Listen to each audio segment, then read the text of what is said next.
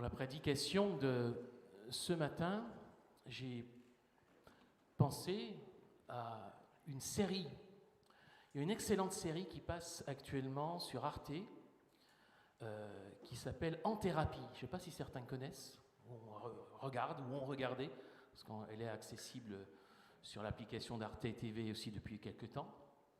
C'est une série, alors qui est à l'origine une série israélienne qui a été adaptée plusieurs fois, et ça c'est l'adaptation française qui est très, très réussie, excellente, et qui en fait qui est formée d'épisodes assez courts, et chaque épisode c'est une séance de psychothérapie du lundi au jeudi avec les mêmes patients qui reviennent de semaine en semaine.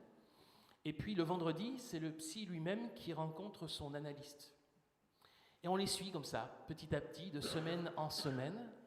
Il y a un petit côté enquête, d'une certaine façon, parce qu'au fil des séances, on apprend à connaître ce qui s'est passé dans la vie de ces patients, on se dévoile le passé, les traumatismes qui peuvent expliquer les souffrances et les problèmes qu'ils rencontrent au moment où ils vont parler avec ce psy. On se rend compte aussi de l'impact que ça peut avoir et des échos que ça peut avoir chez le psychothérapeute lui-même. En fait, c'est vraiment très intéressant, passionnant, très bien joué.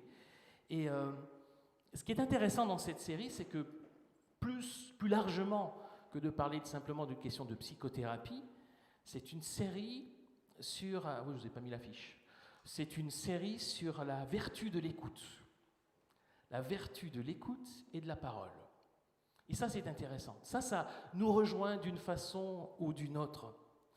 Dans cette série, grâce à l'écoute du psy, une écoute bienveillante, active, les patients peuvent eux-mêmes s'exprimer, parler et cheminer, avancer par rapport à leurs problèmes. Et la vertu de l'écoute est quelque chose qui nous interpelle d'une façon ou d'une autre.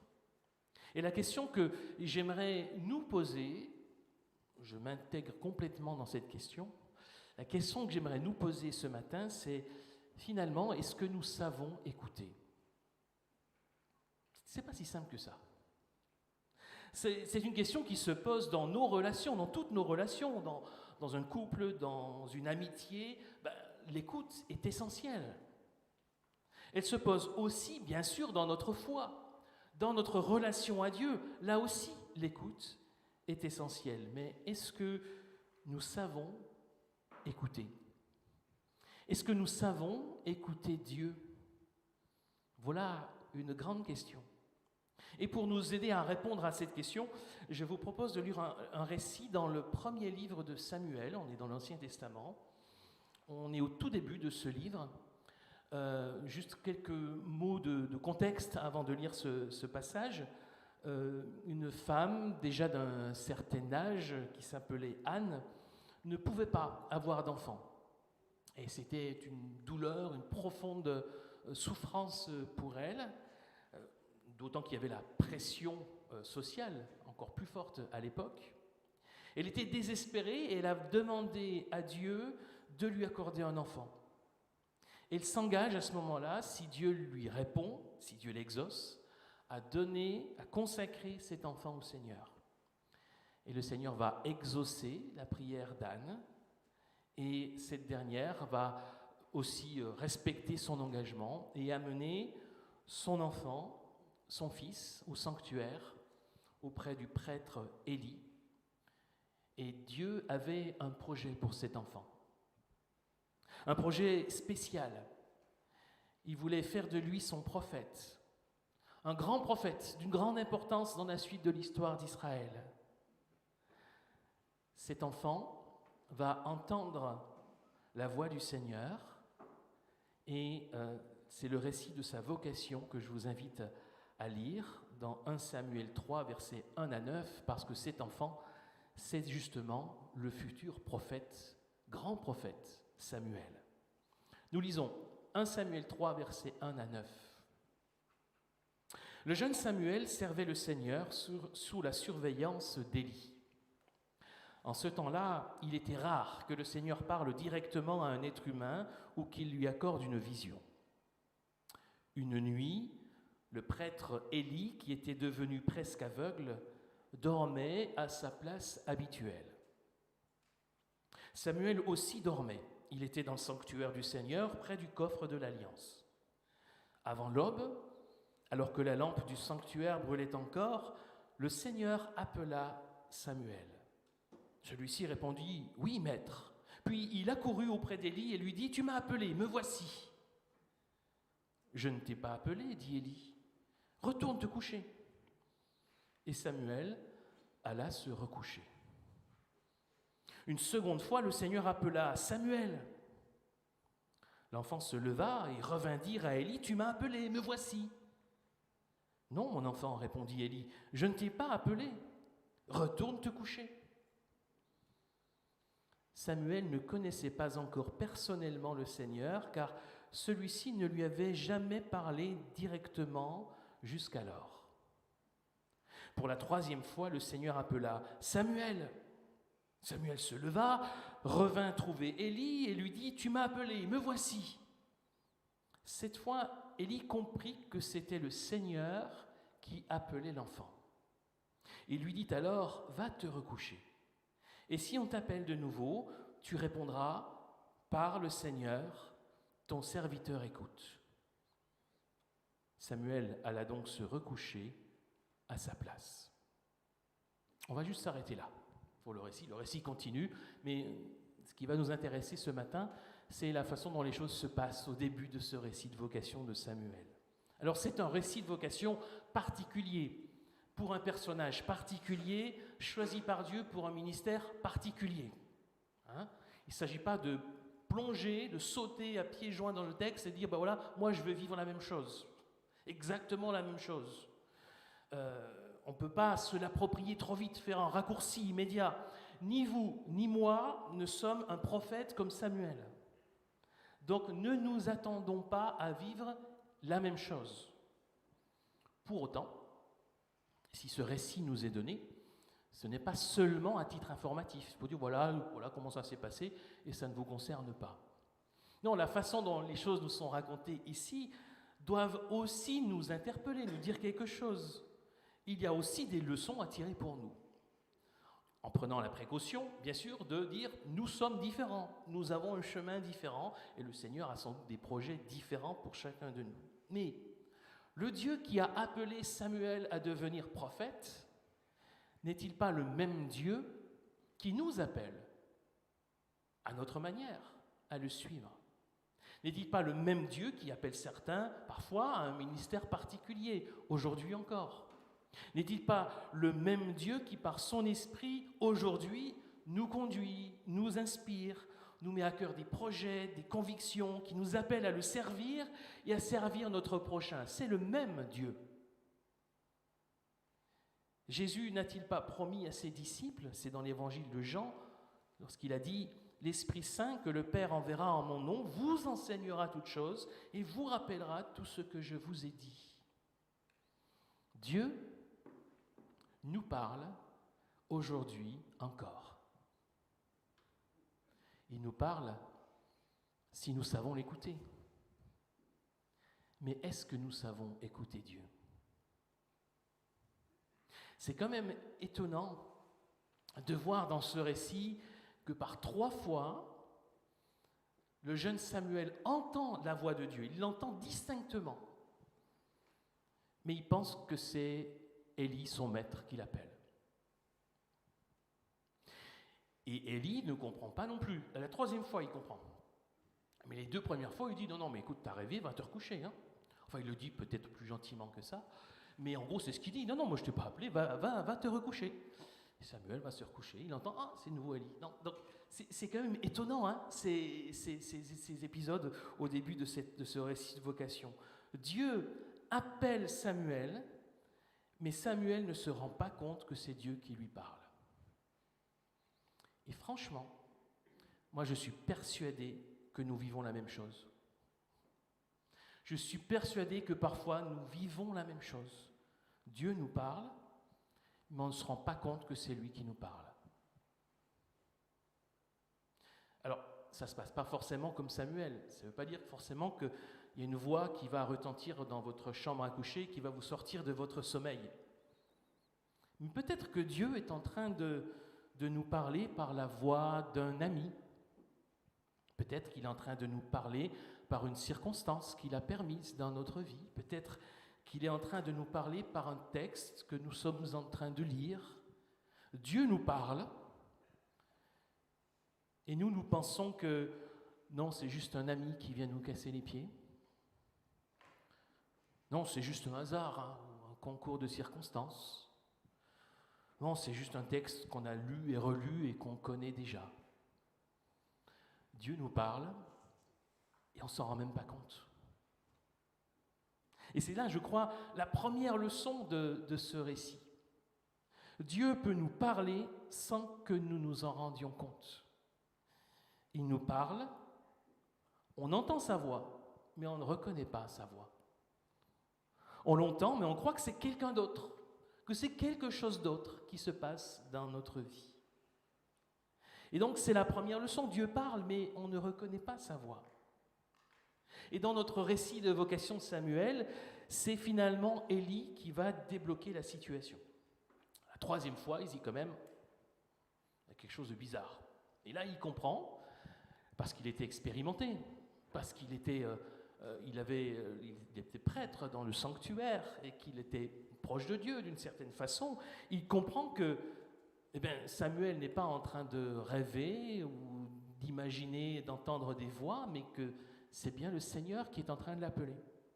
Et alors il lui dit ce qu'il doit répondre. Parle Seigneur, ton serviteur écoute. Et ça fonctionne. On n'a pas lu la suite du récit, mais la suite nous dit comment Dieu, lorsque Samuel va lui dire « Parle Seigneur, ton serviteur écoute », Dieu va lui révéler ses plans, il va dire à Samuel ce qui va se passer, ce que lui devra dire, et il fait de lui son prophète. Entre parenthèses, d'ailleurs, ce que Dieu va révéler à Samuel ne sera pas vraiment positif pour Élie et sa famille. Vous pourrez lire la suite chez vous si vous voulez. Vous verrez que ce qui est annoncé pour Élie et sa famille est même dramatique. Et c'est Élie qui a donné la possibilité à Samuel de l'entendre. Et Élie s'y soumettra d'ailleurs. Non, mais retenons juste ceci pour ce matin. Élie explique à Samuel comment faire. Comment faire pour apprendre à entendre la voix du Seigneur. Alors c'est vrai que ça peut peut-être nous paraître au premier abord un peu simpliste. Hein. Parle Seigneur, ton serviteur écoute. C'est pas une formule magique qui garantirait de tout d'un coup entendre la voix du Seigneur. Si vous essayez cette nuit, vous rentrez chez vous et avant de vous endormir, vous dites parle Seigneur, ton serviteur écoute, je ne vous garantis pas le résultat. Hein, parce que ce n'est pas une formule magique qui fait que ça fonctionnera à tous les coups. Mais dans cette réponse d'Élie, il y a une sagesse. C'est qu'il souligne la nécessaire disponibilité de notre part. En fait, on ne peut pas entendre Dieu si on ne se met pas à son écoute. Si Dieu nous parle, oui, mais il parle en fait à ceux qui l'écoutent. Pour entendre Dieu, il faut se mettre à son écoute, être prêt à l'entendre. En fait, l'écoute de Dieu, c'est une question de posture. Écouter Dieu, c'est une posture, ce n'est pas une technique. Il n'y a pas des trucs pour dire vous faites ça, vous dites ceci, vous dites cela, vous vous mettez dans ces conditions, à cette heure-là, à cet endroit-là, et Dieu vous parlera. Ça, ce serait une technique. Ça ne marche pas. Mais c'est une posture. Il peut y avoir, bien sûr, dans notre vie, des moments d'écoute de Dieu particulières, des moments qu'on met à part. On peut par exemple prendre un temps de retraite spirituelle pour se mettre particulièrement à l'écoute de Dieu. On peut bien sûr aménager des temps d'écoute spécifiques dans notre journée pour faire silence et se mettre à l'écoute de Dieu. Mais ce n'est pas à nous de dire à Dieu quand il doit nous parler. Ce n'est pas parce qu'on se met à son écoute à un moment donné qu'il va forcément nous parler à ce moment-là. C'est pour ça que si nous voulons entendre et reconnaître sa voix, nous devons rester dans une posture d'écoute en toutes circonstances. C'est pour ça que je dis que c'est plus une posture qu'une technique. Une posture qui part du principe que Dieu est présent à nos côtés, il est là, et il est présent dans toutes les circonstances de notre vie. Ça, c'est une certitude fondamentale. C'est une promesse, hein. Je serai avec vous tous les jours jusqu'à la fin du monde, a dit Jésus. Donc c'est une promesse. Donc il est là. Et s'il est là à nos côtés, ça veut dire qu'à tout moment, il peut se manifester d'une manière ou d'une autre. À tout moment, il peut nous parler. Et c'est lui qui prend l'initiative de nous parler. Mais peut-être que pour discerner sa voix et sa présence, il faut un peu apprendre, comme Samuel a appris à entendre, à écouter la voix du Seigneur. C'était un prophète, Samuel, on l'a dit, un grand prophète, un prophète important dans l'histoire du peuple d'Israël. Et donc, toute sa vie, Samuel va écouter le Seigneur et parler en son nom. Ce sera son ministère. C'est le rôle d'un prophète, être le porte-parole de Dieu. Donc s'il veut être le porte-parole de Dieu, il doit savoir entendre ce que Dieu lui dit pour pouvoir le transmettre plus loin. Donc toute sa vie va être faite d'écoute de Dieu et de transmission de sa parole. Donc c'est une vocation particulière qu'il a reçue et il a dû lui-même apprendre à écouter Dieu. Et ça a commencé cette nuit-là, la nuit de sa vocation. Il y a eu un déclic à ce moment-là, grâce à Élie, et puis il a appris comment écouter Dieu. Et je crois qu'il faut intégrer ce fait-là, de se dire que écouter Dieu, ça s'apprend, petit à petit. Nous sommes tous appelés à écouter Dieu parce qu'il est là, à nos côtés, et il veut parler. Et ce n'est pas toujours évident, et ça s'apprend aussi. On peut même dire, je pense, que l'écoute de Dieu, c'est un des fruits de la maturité chrétienne. Apprendre à discerner la présence de Dieu dans notre vie, apprendre à entendre sa voix dans les sons de notre quotidien, eh bien, c'est un fruit de la maturité chrétienne. Ça s'affine avec l'expérience de la vie avec Dieu. Ça ne vient pas comme ça, tout d'un coup, du jour au lendemain. C'est un apprentissage aussi, c'est même sans doute un apprentissage de toute notre vie chrétienne. On pourrait dire que, alors que notre ouïe baisse avec l'âge, l'écoute spirituelle, elle, au contraire, s'affine avec l'expérience. Je pense à cette formule que l'apôtre Paul utilise, alors plus largement, mais que je crois on peut appliquer à ce cas particulier, dans l'épître aux Corinthiens, lorsqu'il dit « Même si notre être physique se détruit peu à peu, notre être spirituel se renouvelle de jour en jour. » Ça, c'est la dynamique de la vie chrétienne. On sait que, avec l'âge, on diminue nos forces, nos capacités. C'est vrai aussi pour notre ouïe. Mais spirituellement, avec Dieu, il y a une autre dynamique, celle d'une dynamique de croissance et de renouvellement. On pourrait dire donc que même si notre ouïe physique baisse, notre oreille spirituelle se renouvelle de jour en jour, pour paraphraser ce que dit Paul aux Corinthiens. Et je crois que c'est vrai. En réfléchissant, c'est, je crois, une des leçons principales que j'ai découvertes, peut-être de façon plus fine ces dernières années, en réfléchissant sur mon expérience chrétienne, y compris sur l'exercice du ministère que le Seigneur m'a confié. Je me dis, l'essentiel, c'est l'écoute de Dieu. C'est vraiment essentiel dans notre vie chrétienne. L'essentiel, c'est l'écoute de Dieu, et ça s'apprend, et ça s'affine avec l'expérience. Alors, il ne s'agit pas de tout interpréter, de surinterpréter tout ce qui se passe, tout ce qu'on voit, tout ce qu'on entend, comme si à chaque fois, c'était Dieu qui nous disait spécifiquement quelque chose, et qu'il faut tout décrypter pour savoir le message que Dieu nous adresse dans cette parole qu'on entend, dans ce qu'on vit à ce moment-là. Ça devient invivable. Si on doit tout interpréter, tout surinterpréter, c'est pas possible.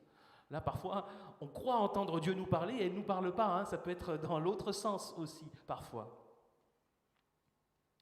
Mais nous sommes appelés, parce que Dieu est là, parce qu'il nous accompagne, parce qu'il veut nous parler, à être attentifs et être convaincus qu'il veut justement nous parler.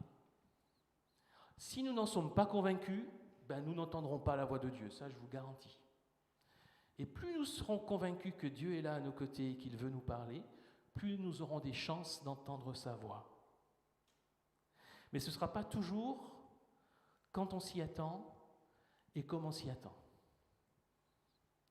Ce n'est pas toujours comme on aura programmé les choses.